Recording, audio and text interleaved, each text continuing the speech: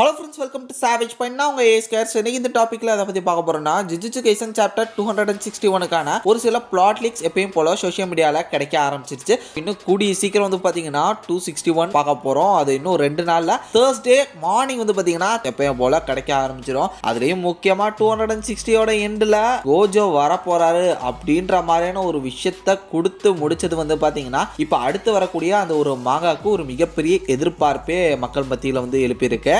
So இந்த 261 என்ன நடக்க போகுது? கோஜோ வருவாரா மாட்டாரா? கெகே நம்ம ஏப்ரல் ஃபுல் பண்ண போறாரா, இல்ல உண்மையிலே கோஜோ மறுபடியும் கொண்டு நம்ம எல்லாருமே கூஸ்பம்ப் கிரியேட் பண்ண போறாரா அப்படின்றத தாண்டி இந்த 261 இன்னும் நிறைய விஷயங்கள் என்னெல்லாம் நடக்க போகுது அப்படின்றத ஓவராலா இன்னைக்கு இந்த வீடியோவில் பார்த்தலாம். ஸோ அதனால இந்த வீடியோவை ஸ்கிப் பண்ணாம ஃபுல்லா பாருங்க. சரி, வாங்கின வீடியோக்குள்ள போகலாம்.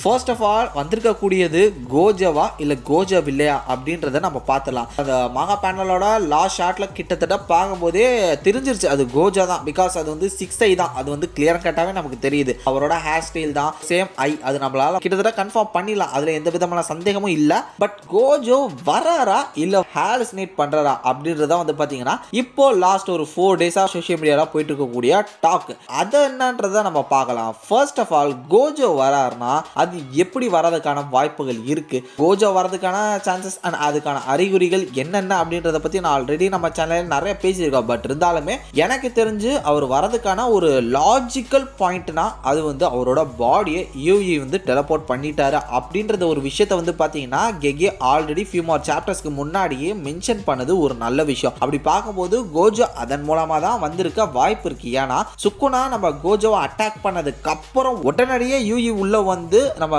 கோஜோவோட பாடி டெலபோர்ட் பண்ணி கொண்டு போயிட்டாரு. அப்படி பார்க்கும்போது இங்க இப்போ நடந்திருக்கக்கூடிய அதாவது 24 சாப்டர்ஸ் இந்த கேப்ல பாத்தீங்கன்னா கோஜோ ரெக்கவர் ஆயிட்டு இருக்கிறதுக்கான ஏதோ ஒரு வேலை செய்யப்பட்டுக்கிட்டு இருக்கு அப்படின்ற மாதிரி நம்ம அதை கன்சிடர் பண்ணிக்கலாம். இதுக்கிடையில யூட்டாலாம் வந்தாரு, சண்டை போட்டாரு, போனாரு, இப்படி எல்லாம் நிறைய விஷயங்கள் இருக்கு. பட் நம்ம கோஜோ எப்படி வருவாரு? சேம் அதே வெர்ஷனா வருவாரா? ஏன்னா இப்ப நிறைய பேர் மீம்லாம் போட்டுக்கிட்டு இருக்காங்க. அது என்னன்னா எப்படி நம்ம டோடோவோட ஒரு ஆர்ம் பாத்தீங்கன்னா மிஸ் ஆயிடுச்சு. ஸோ அதுக்கப்புறம் இப்போ ஏதோ ஒரு மெட்டீரியல் டூல் மாதிரி ஒன்று வச்சு அதை விப்ரா ஸ்பிளாஷ் அப்படின்னு சொல்றாங்க. ஸோ விப்ரா ஸ்பிளாஷ் அதை வச்சுக்கிட்டு இப்போ சண்டை போட்டுட்டு இருக்காரு. ஸோ அது மாதிரி ஏதாவது ஒரு டூல் எக்யூப்மெண்ட் மாதிரி ஏதாவது காலில் கட்டிட்டு வருவாரா அப்படின்ற மாதிரிலாம் மீன் போட்டு கலாச்சிக்கிட்டு இருக்காங்க. பட் அதெல்லாம் ஃபன் ஜோக். அதெல்லாம் தள்ளி வச்சுட்டு பார்க்கும்போது நம்ம கோஜோவெல்லாம் மறுபடியும் ரெக்கவர் ஆக முடியும். பிகாஸ் ரொம்ப கர்ஸ்ட் எனர்ஜி டொமைன் இது மாதிரி பல விஷயங்களை யூஸ் பண்ணி ரொம்ப டயர்டாகி அவரோட பிரெயினே பார்த்தீங்கன்னா ஒரு மாதிரி கொலாப்ஸ் ஆகி ஒரு நோஸ் வந்துலாம் ப்ளீடிங் ஆகிற மாதிரி காமிச்சிருக்காங்க. அப்படி பார்க்கும்போது இங்கே இப்போ ஒரு டயர்டாக இருக்காரு. ஸோ அவரோட பாடிஸை ஒன்று சேர்த்து நம்ம ஷோக்கோ என்ன சொல்லியிருப்பாங்கன்னா, நான் என்னோட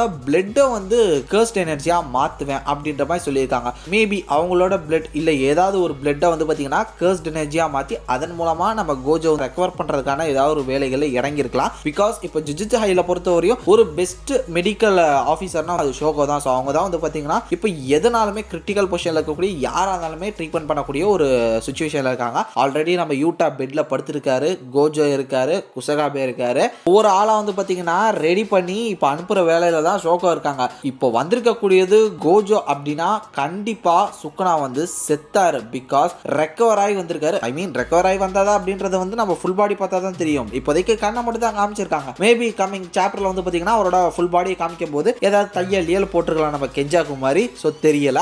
இல்ல அப்படின்னா நம்ம எல்லாருமே ஃபர்ஸ்ட் நினைச்ச மாதிரியே அது ஹாலுசினேஷனா இருக்க தான் வாய்ப்பு இருக்கு. நான் எப்பயும் போல சொல்றேன், ஒவ்வொரு எதிர்பார்ப்பு வச்சுக்காதீங்க. பிகாஸ் இந்த கெகே பார்த்தீங்கன்னா சாதாரண ஆளு கிடையாது. அந்த ஆளு சூப்பரா பார்த்தீங்கன்னா அவரோட மாங்கா அப்ஸ் அண்ட் டவுன்ஸை கொடுத்து வேற மாதிரி பிச்சுக்க வைக்கிறாரு. அதனால ஓவர் ஹைப் ஆகி இந்த ஒரு விஷயத்துல எதிர்பார்க்க வேணாம். யூஸ்வலா அடுத்த சாப்டர் வரப்போகுது என்னன்றதை பார்ப்போம் அப்படின்ற ஒரு மைண்ட் செட்ல இருங்க. வந்தாருன்னா சந்தோஷம், வரலன்னா டிசப்பாயிண்ட் ஆகக்கூடாதுல்ல, அதுக்காக சொல்றேன். தென் இதை தாண்டி கோஜோவை தள்ளி வச்சுட்டு மெயின் கேரக்டர் என்ன பண்றாரு? நம்ம யூஜி வெல்த் வாங்கிட்டு இருக்காரு. நம்ம சுக்குனா போட்டு பார்த்தீங்கன்னா புரட்டி எடுத்திருக்காரு. அவரோட நகங்களை வச்சு அவரோட நெஞ்சே கிழிச்சிருக்காரு. மறுபக்கம் டோதோ பார்த்தீங்கன்னா நம்ம சுக்குனாவை பைத்தியக்காரன் ஆக்கியிருக்காரு. அவரோட கர்ஸ் டெக்னிக்கை வச்சு பூகி ஊகி. ஸோ இதை வச்சு பார்த்தீங்கன்னா அவரை பைத்தியக்காரன் ஆக்கியிருக்காரு. நம்ம யூஜி பார்த்தீங்கன்னா மாறி மாறி ஸ்வாப் ஆகி பிளாக் ஃபிளாஷ் டெக்னிக்கை வச்சு அடிச்சு நம்ம சுக்குனா இப்போ டோட்டலா பவர்லெஸ்ஸா இருக்காரு. சுத்தமா எனர்ஜி ட்ரெயின் ஆயிருச்சு. அது மட்டும் இல்லாம நெஞ்ச வேற போட்டு கிழிச்சு வச்சிருக்காங்க நம்ம யூஜி. ஸோ ஓவராலா டயர்டு. அங்க ஆல்ரெடி பிளாக் ஃபிளாஷ் அத்தனை வாங்கினாரு.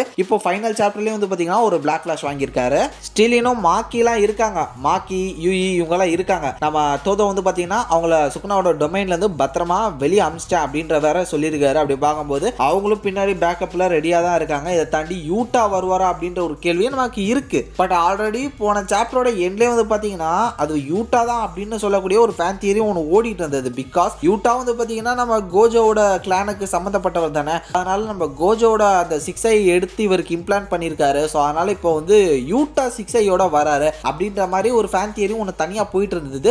அதில் எனக்கு பெரிய உடன்பாடு இல்லை. பட் இதை பற்றி நம்ம ஆல்ரெடி பேசியிருந்தாலுமே அது உடனே நடக்காது அப்படின்ற ஒரு நம்பிக்கை. அதனால தான் வந்து பார்த்தீங்கன்னா அடுத்த சாப்டரில் அது நடக்க போகுதுங்க. பட் இருந்தாலும் நான் சொல்கிறேன் அப்படி ஒரு ஃபேன் தியரியும் ஒன்று போயிட்டு இருக்கு. ஸோ எனக்கு தெரிஞ்ச அடுத்த சாப்டர் யூட்டா வருவாரா அப்படின்னு கேட்டிங்கன்னா கொஞ்சம் சந்தேகம் தான். பட் இந்த கோஜோ விஷயத்தையே இன்னும் அவங்க என்ன பண்ண போகிறாங்கன்னு தெரியல. அதுலேயே நான் ஒரு மாதிரி பயங்கர ஷாக்காக இருக்கேன்.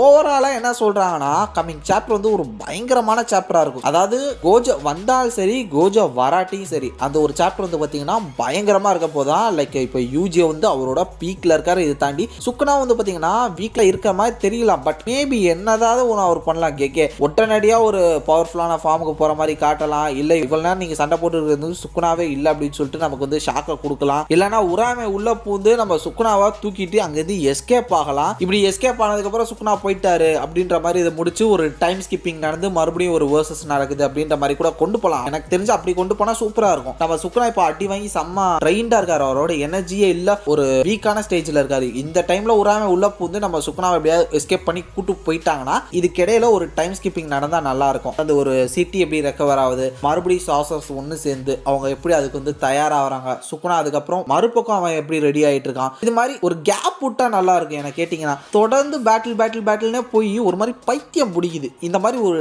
டைம் ஸ்கிப்பிங் அது இதுன்னு ஏதாவது ஒரு கேப் விட்டாங்கன்னா ஆடியன்ஸுக்கு கொஞ்சம் நெஞ்ச பிடிச்ச மாதிரி இருக்கும். இதுக்கிடையில் ஏதாவது கொஞ்சம் ஸ்டோரி சொல்லலாம். நம்ம யூஜியோட ஃப்ளாஷ்பேக்கு, யூஜியோட அம்மாவோட ஃப்ளாஷ்பேக்கு, லைட்டாக அங்கே சுக்குனாவோட ஃப்ளாஷ்பேக்கு, யூட்டா சீரியஸாக இருக்காரா அவருக்கான ஏதாவது ஒரு ஃப்ளாஷ்பேக்கா, நம்ம கோஜோக்கான ஏதாவது ஆடியன்ஸ் ஸ்டோரி கதையை நகரும். இந்த மாதிரி ஏதாவது ஒரு கேப் விழுந்ததுன்னா ஃபைட்ல இருந்து. பட் மனுஷன் பண்ணுவாரா அப்படின்னு தானே தெரியல. தொடர்ந்து சண்டைன்னு போயிட்டு இருக்கு. அதை கொஞ்சம் இன்ட்ரெஸ்டிங்காக கொண்டு போனால் நல்லா இருக்கும். இப்போ யூஜி டோடோ வந்து கொஞ்சம் இன்ட்ரெஸ்டிங்காக போயிட்டு இருக்கு. வெயிட் பண்ணி பார்ப்போம் நம்ம கெகே என்ன பண்ண போறாருன்னு. நீங்க என்ன நினைக்கிறீங்க? நான் நினைச்ச மாதிரியே ஏதாவது ஒரு டைம் ஸ்கிப்பிங் ஒரு கேப் இப்படி விழுந்துச்சுன்னா நல்லா இருக்கும்னு நினைக்கிறீங்களா, இல்ல உங்களுக்கு தொடர்ந்து சண்டை தான் அப்படின்னு இருக்கீங்களா? மறக்காம உங்களோட தாட்ஸ் அண்ட் வியூஸ் என்னன்றதை கமெண்ட் செக்ஷன்ல மென்ஷன் பண்ணுங்க. கோஜோட ஃபேன்ஸ்க்கு ட்ரீட்டா இல்ல வந்து ரிப்பீட்டா அப்படின்றது வந்து 261 அதாவது தேர்ஸ்டே தெரிய வந்துடும். எல்லாருமே ஸ்டே டியூன்டா இருங்க. கண்டிப்பா நம்ம சேனல்ல எப்பயும் போல எக்ஸ்பிளனேஷன் வீடியோ வந்துடும். சரி ஓகே ஃப்ரெண்ட்ஸ், இதே மாதிரி தொடர்ந்து நிறைய இன்ட்ரெஸ்டிங்கான வீடியோஸ் பார்க்கறதுக்கு மறக்காம நம்ம சாவேஜ் பஞ்ச் சேனல் சப்ஸ்கிரைப் பண்ணி அந்த பெல் ஐகானை பிரஸ் பண்ணிங்க. அடுத்த இன்ட்ரெஸ்டிங்கான வீடியோல நாளைக்கு மீட் பண்ற. அது வரைக்கும் tata bye, take care from A Square.